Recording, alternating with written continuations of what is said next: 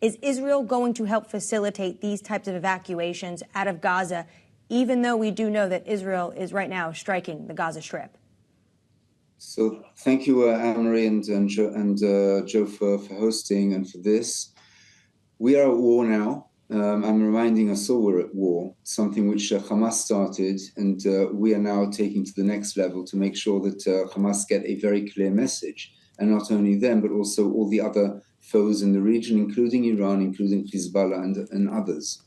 And at the same time, while the Hamas organization, as a terrorist organization, and others are holding people in captivity, as they've kidnapped them, including, as we understand, also American citizens. We don't know the exact number. We don't know the exact number in general of those in captivity there. So we are caring about them. We will start seeing what we can do to get them, to have them released in a very safe way. But we do need to remember that we are at war now. We'll continue striking very, very hard on Hamas. Well, that's absolutely right. And I know Israel is gathering troops along the Gaza border ahead of a potential ground invasion. Is this still, at this point, a hostage rescue mission? No, absolutely not. It wasn't a hostage rescue mission to begin with. That is maybe part of it. But the main object of this whole battle now, as far as we're concerned, which was forced on us, is to basically crush Hamas as strongly and severely as possible for them to go back into their holes and to never come up again.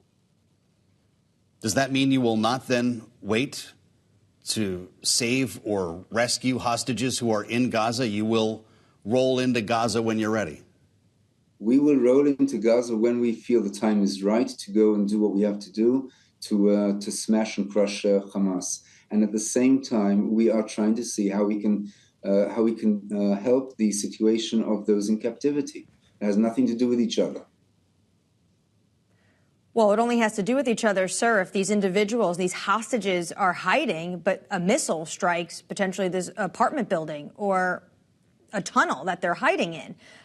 We do know that Qatar is leading a dialogue with Hamas to try to have the release of these hostages. Is it your understanding that that is happening? Is it your understanding that they are making any sort of progress? I understand that there are all kinds of back channels that are already in operation to see what the situation is with the hostages and with those who've been kidnapped. And there are probably discussions going on in this regard. But again, I want to re-emphasize to everybody, this is a war, and we have something to deal with, which is great and dire to our situation now, to make sure that we have no further people taken into captivity. And for this end, and to this end, we need to strike them as strongly as possible. So yes, those in captivity is something that we are dealing with.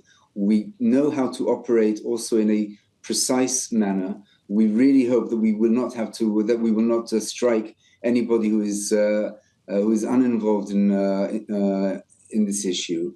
But at the end of the day, this is a war, and we need to strike Hamas.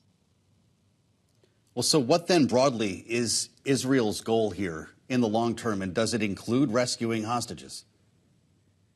Absolutely. The idea of rescuing the hostages is a big part of it as far as we're concerned. But again, this is part of the picture. At the end of the day, it's not a rescue. It's not just a rescue operation. It's an operation to come and basically handicap Hamas with their ability that they have today of military operations, of terrorist operations, of sovereignty over Gaza, for them to go back into their holes and not to continue attacking Israel with terrorism across the country.